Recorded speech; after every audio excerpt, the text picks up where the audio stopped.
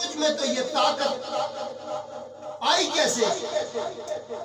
یہ جو لکھے ہوئے عقل ہیں، لکھے ہوئے الفاظ ہیں، لکھی ہوئی آیات ہیں، لکھی گئی صورتیں ہیں، لکھے گئے سپارے ہیں، ان کو عزت ملی کیسے؟ کہنے کو قرآن قرآن قرآن کہتے ہو، پڑھتے ہو قرآن کو خوش اعلانی کے ساتھ، اور کہتے ہو قرآن میں لکھا ہے ورتل القرآن ترتیلا، قرآن کو ٹھہر ٹھہر کر سمجھ کر پڑھو، اتنا بھی سمجھ کر پڑھو کہ یہ قرآن میرے مصطفیٰ کی زبان سے نکلا ہے۔ اب وہ قرآن کتنی عزت والا ہے، جس کے ایک ایک آیت کی اتنی عزت ہے، ایک ایک حرف کی عزت ہے۔ حالانکہ دشمن خدا ہے شیطان، دشمن فرعون ہے، جو فرعون ہے وہ بھی دشمن خدا ہے، نمرود دشمن خدا ہے۔ خدا کے دشمنوں کا ذکر قرآن کی آیات میں آ جائے۔ اب قاری تراوی کے اندر پورا قرآن پڑھتا ہے نا، یہ بیچ میں سے فرعون کا ذکر نکال دیتا ہے، شیطان کا ذکر نکال دیتا ہے، کیا وہ یہ آیتیں نکال دیتا ہے؟ وَإِذْ قَالَ رَبُّكَ لِلْمَلَائِكَةِ إِنِّي جَاعِلٌ فِي الْأَرْضِ خَلِيفَةً اسْجُدُوا لِآدَمَ فَسَجَدُوا إِلَّا إِبْلِيسَ أَبَىٰ وَاسْتَكْبَرَ وَكَانَ مِنَ الْكَافِرِينَ۔ ابلیس کا ذکر نکال دیتا ہے، فرعون کا ذکر نکال دیتا ہے۔ وہ پورے قرآن میں سارے دشمن اللہ کے ان کا نام آتا ہے، تو کیا جس قرآن کے ایک حرف میں نیکیاں ہی نیکیاں، نیکیاں ہی نیکیاں، تو یہ جو لفظ ہے بیچ میں، بتاؤ نا، میرا یہ برملا طور پہ چیلنج ہے، مجھے یہ بتاؤ کیا اس قرآن کی نیکیاں نہیں ملتی؟ اس پڑھے گئے قرآن کا آپ کو مرتبہ اور مقام نہیں ملتا؟ تو معلوم یہ ہوا کہ پیغام دینے والے کی زبان سے جو جو لفظ نکلے اللہ نے اس کو عبادت میں شمار کیا، اس لیے نہیں کہ وہ دشمن خدا ہیں، اس لیے کہ میرے نبی کے ایک ایک لفظ کے اندر اتنی طاقت ہے کہ اللہ نے اس کو عبادت بنا دیا۔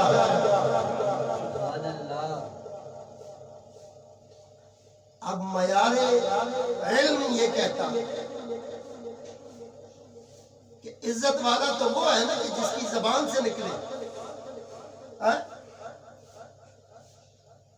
کوئی بھی لیٹر آپ کے پاس آتا ہے، خط آتا ہے، ڈاکیہ لے کے آتا ہے، آپ اس سے خط لیتے ہیں، خط کھلا ہوا ہوتا ہے، آپ کو غصہ چڑھ جاتا ہے، بھائی یہ خط کیوں کھلا ہے؟ بے شک وہ کہے پیچھے سے کھلا ہوا ہے، آپ اس کی کمپلین کرتے ہیں، جی آپ کے یہاں ہمارا خط آیا وہ کھلا ہوا کیسے آیا؟ تو قرآن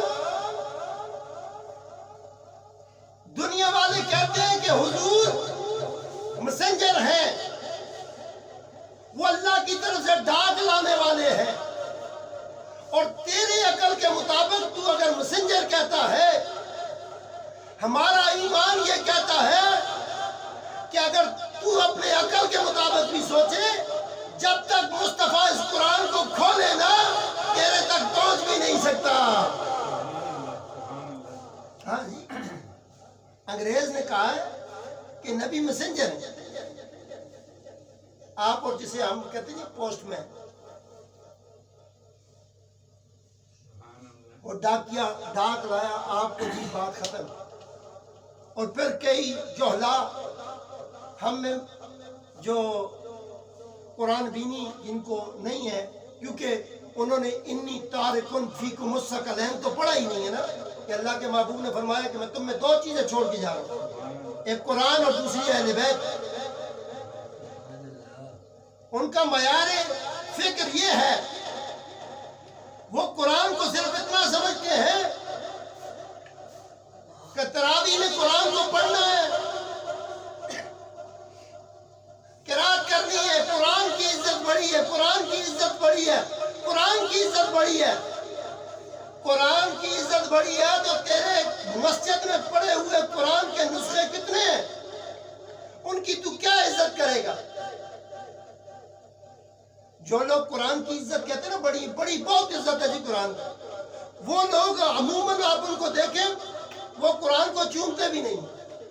جب ان کے سامنے قرآن لے آؤ نا، انہیں کہو جی یار چومیں، کہیں جی ہم چومتے نہیں. وہ چومنے کے بھی خلاف، قرآن کو دیکھنا بھی خلاف ہے. قرآن کو دیکھنا. تو اب سوچنا یہ ہے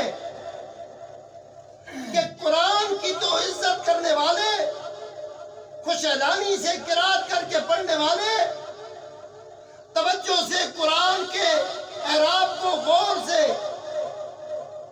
زبر زیر کی، الفاظ کی جان پہچان رکھنے والوں، لحن جلی اور لحن خفی کے اوپر تحقیق کرنے والوں، میں یہ پوچھتا ہوں کہ جس قرآن کی اتنی باریکی ہے کہ آپ ذرا سا بھی زبر کو زیر پڑھ دیں، زیر کو زبر پڑھ دیں، معنی بدل جاتا ہے، حرف کو حرف سے بدل دیں،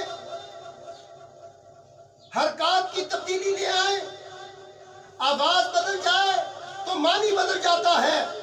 تو سامعین محترم غور کریں، جس مصطفیٰ کی زبان سے نکلا ہے اس کے اندر علم اور تفکر اور تدبر کتنا ہوگا، اس ذات کے پاس کتنا علم ہوگا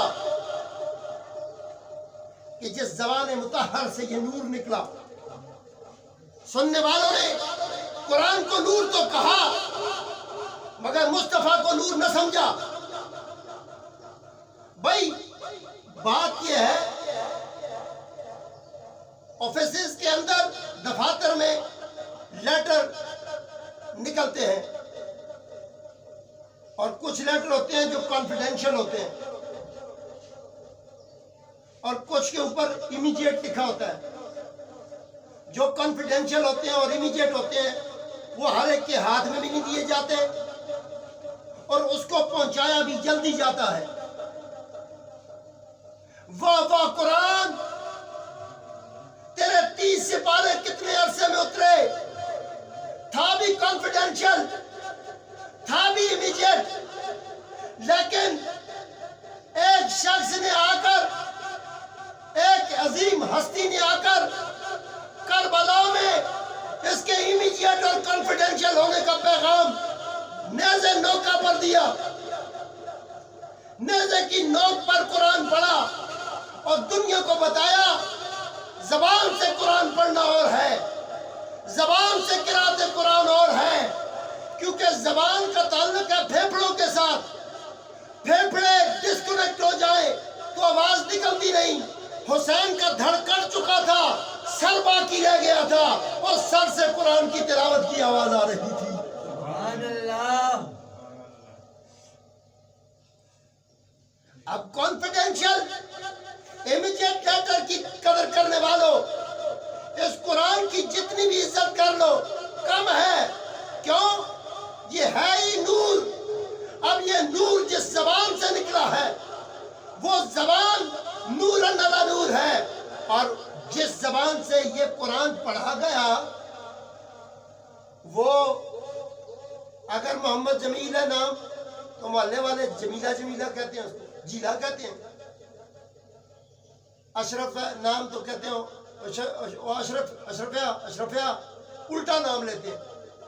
لیکن جب وہی جمیل اور اشرف قرآن کو حفظ کر لیتا ہے، تجوید سے پڑھ لیتا ہے، سبحان اللہ، تو لوگ اس کو جمیل یا جمیل اشرفیہ نہیں کہتے، جیلا نہیں کہتے، کہتے ہیں حافظ صاحب، قاری صاحب، علامہ صاحب.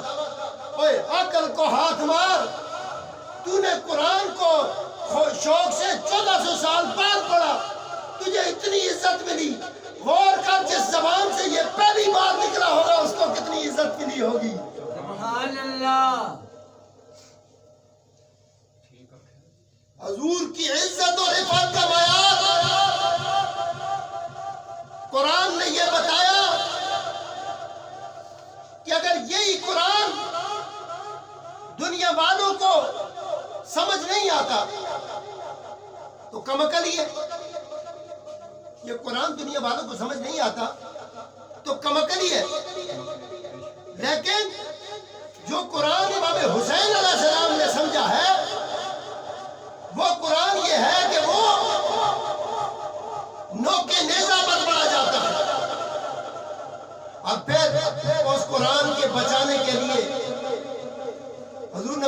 انی تارکم فیکم الثقلین، میں تم میں دو چیزیں چھوڑ کے جا رہا ہوں، ایک قرآن اور دوسری اہل بیت۔ تو معلوم یہ ہوا کہ یہ دونوں کا تعلق اتنا مضبوط ہے کہ اللہ کے نبی نے فرمایا ان دونوں میں سے کسی ایک کو بھی چھوڑ دو گے، قرآن کو چھوڑو گے تب بھی گمراہ ہو، اور اگر اہل بیت کو چھوڑو گے تو تب بھی گمراہ ہو۔